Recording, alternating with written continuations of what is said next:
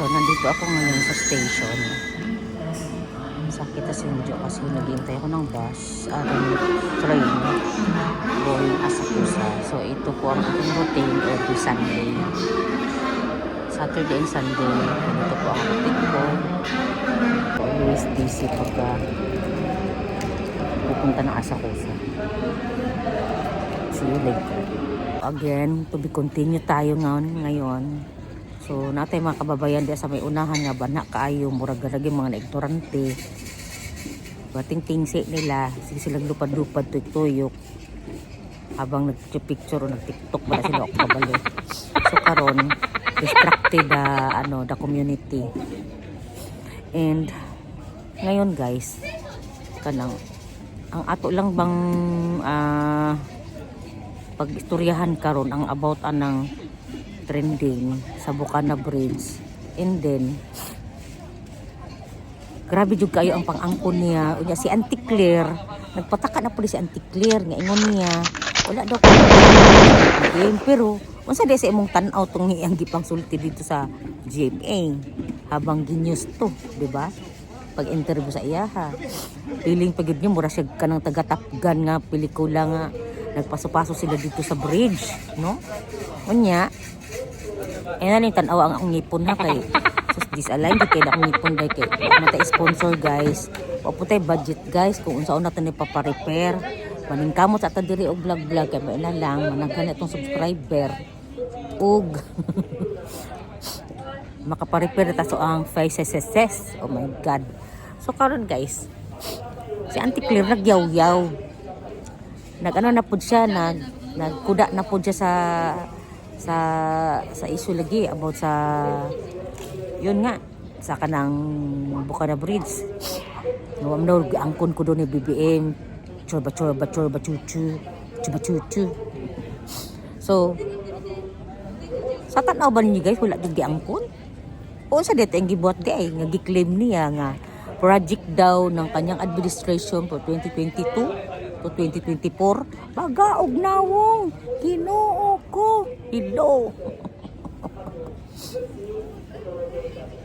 Grabe jud kay kabagaog nawong no pag-claim lang niya mura na ganig ka na ganig sana. Balhin ko dito sa Pikas Big kay murag dito no man dito guys. Ayan na. Okay na ka na igod ko kadlong. Makalagot paminawon nga ang iyang mga gipanulti dito sa interview taliwas sa kuan jud sa kanaganing resulta about din na sa project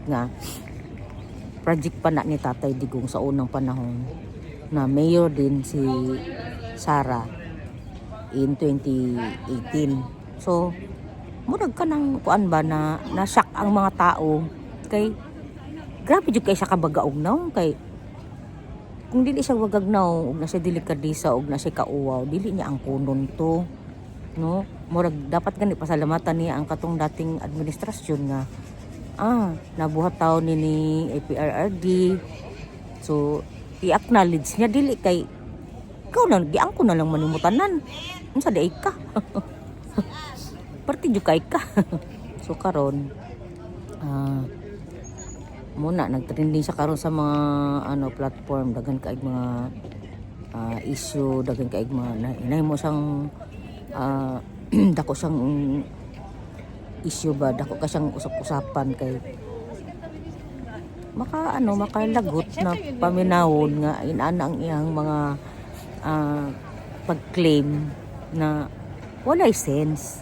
So kabangagan klaro jud kaayo nga kabangagan ang iyang gibuhat dili kay ang normal nga tao day na dili ka di sa gay may pa ito si ni Anhing Pinoy kasi kahit papano gi-acknowledge niya kung kinsa tong project nga nakabuhat ato nga dati administrasyon gi-continue niya. Si BBM day wala na gani niya gi-continue nang angkon pa siya o di baga jud kay siya nawong di ba? Grabe ka baga as it walang sama walang kasing kakapalan ng muka. My goodness. Nya i-claim pa na ninyo nga presidente na niyo ako di na jud ako na ang kuno na presidente nako kay perti jud pagkamali jud nako nga ning buto ko unsa man pud nga nabudol man jud tatanan. Dako man jud kay pagmahay ang pagkabudol jud kay mambubudol laki. So nagantos ta ani karon. Kutob na ta sa yaw-yaw ani, di ba? Kutob na ta sa reklamo. Pero anda na, pero ang Ginoo dili man ang Ginoo naa din na nagtan-aw ang Ginoo kabalo siya og siya na ang mulihok. Kana si BBM maski unsa pa niya ka powerful, maski unsa pa niya kahawak ng mga tao din na kontrolado niya or etc. Kana ma-erase na kung ang Ginoo na ang muandar. Para sa ako ang Ginoo ang mulihok, alikabok lang sila. Kaya guys, I believe na God is watching. So, dili na nako ni pataason na akong vlog guys. Kaya basi dili na ko ma-follow sa akong followers o sa mga subscribers. Oh my God. Patawa na ta guys kay kabalon ta. Ma-stress tag pag-ayo. Ma-itsb pa ko. Unsaon na lang. So, bye guys and see you my next vlog. Have a Sunday. God bless Sunday today. Bye.